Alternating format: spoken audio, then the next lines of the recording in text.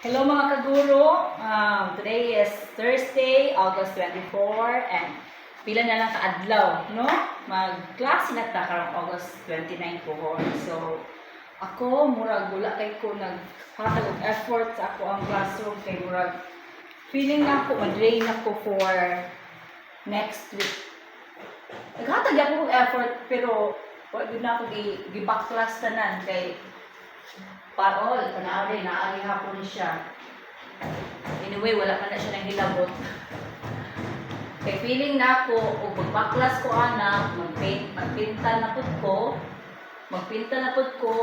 magmulot ako energy. So, ako na siya i-reserve ang akong pagpamintal next year po. Kay, murag nalibog po ko kung say color sa wall.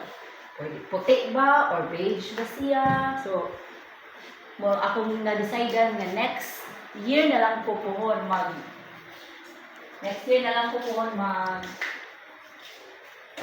general painting sa ako ang classroom. So, excited ako nga ma-meet na ako ang mga bagong mga estudyante na feel good kay na ako, mga maayos sila. So, hopefully excited pulutan ng mga kaguro.